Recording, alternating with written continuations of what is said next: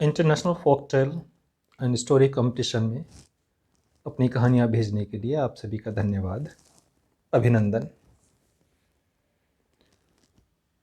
मुझे कुछ कहानियाँ उन देशों के अपने साथियों से प्राप्त हुई जहाँ इंग्लिश या हिंदी का चलन नहीं है, और उन्होंने अपनी कहानी को एज ए टास्क लिखकर भेजा मुझे।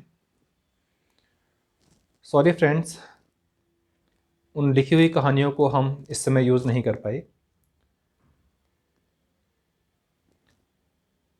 जल्दी ही हम कोई प्रोग्राम बनाएंगे जिसमें हम आपकी उन कहानियों को शामिल कर सकें।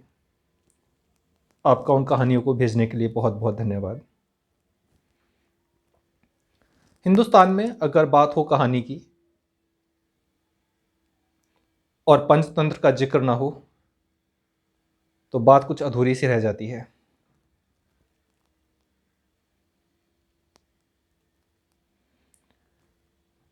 अब से लगभग 2400 साल पहले हिंदुस्तान में एक राजा हुए हैं। उनका नाम है अमर शक्ति।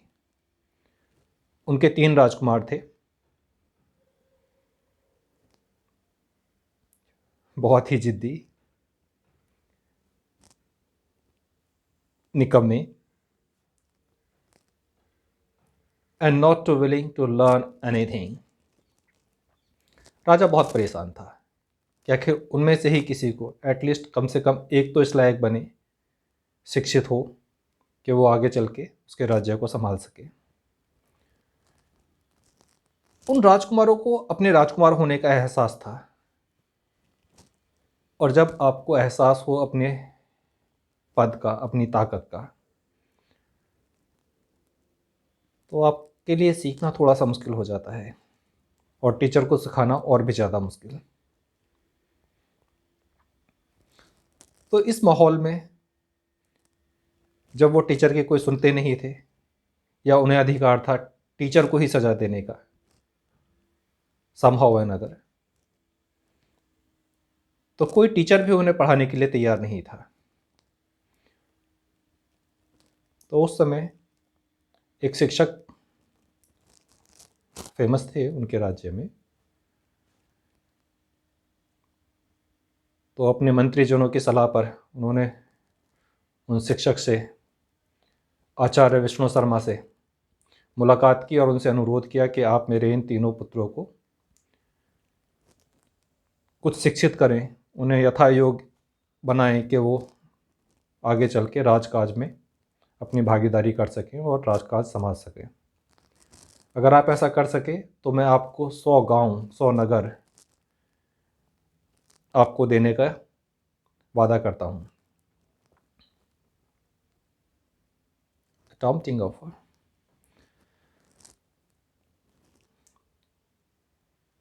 मैंने कहीं पढ़ा है कि आचार्य विष्णु शर्मा ने उन गाँव को लेने के इनकार कर दिया।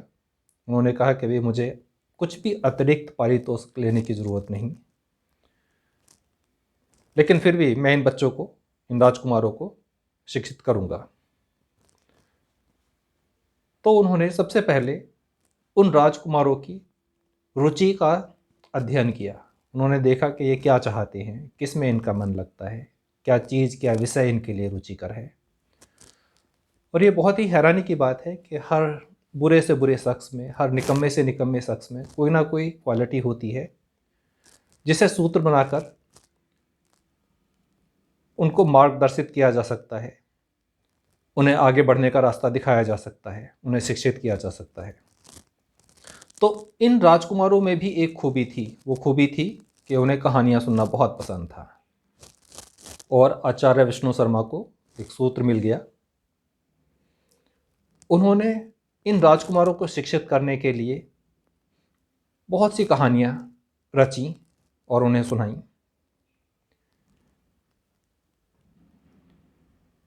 क्रम से ये कहानियाँ पंचतंत्र के रूप में प्रचलित हुईं। आज लगभग सभी देशों में और बहुत सी भाषाओं में इन कहानियों का अनुवाद हो चुका है। लगभग हर व्यक्ति जिसे कहानी सुनने, पढ़ने या सुनाने का शौक़ है वो इससे परिचित है, पंचतंत्र की कहानियों से परिचित है।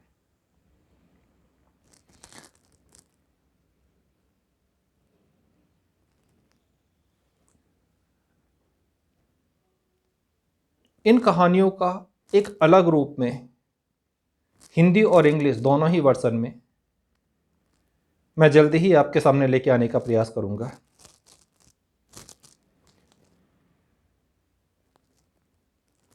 कहानी सुनाना मुझे अच्छा तो लगता है, लेकिन ये मेरी कला नहीं है। बोलना ही मेरी कला नहीं है। मेरी भाषा मौन है। लेकिन एक ना एक पॉइंट ऐसा आता है, आप किसी के लिए कुछ कहना चाहते हैं, मेरे लिए वो पॉइंट है, आ चुका है। मैंने पहले भी एक बार बोला है आपसे।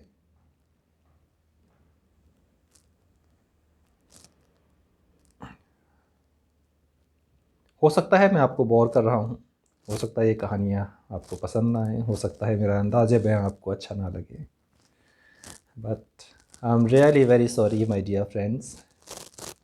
आई am going to do it whether you like it और यू डोंट लाइक इट। क्योंकि कहीं तो कोई होगा जो मेरी इन कहानियों को, मेरी इन बातों को सुनना चाहता होगा।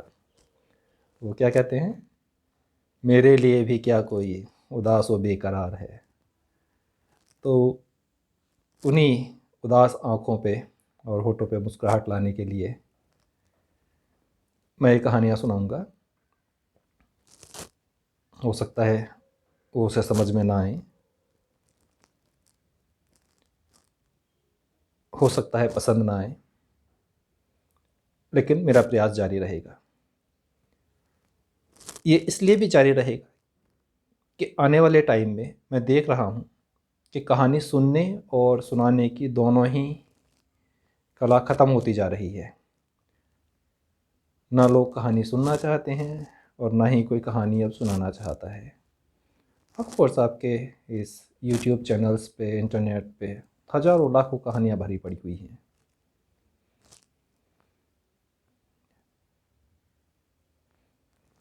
तो उन हज़ारों लाखों कहानियों में हम कुछ कहानी पंचतंत्र की भी जोड़ेंगे। पंचतंत्र की ये कहानियाँ शुरू में कहा जाता है कि लगभग 86-87 कहानियाँ लिखी गई थीं। उसके बाद में क्रम से कुछ कहानियाँ और जोड़ती गई, तो बाद में इन कहानियों का संकलन 200 से भी अधिक हो गया। मूल रूप से ये कहानी संस्कृत भाषा में कविता के रूप में लिखी गई हैं। इन कहानियों में 5 अलग अलग पॉइंट्स हैं जो अलग अलग क्षेत्रों को, अलग अलग विषयों को एक्सप्लेन करते हैं।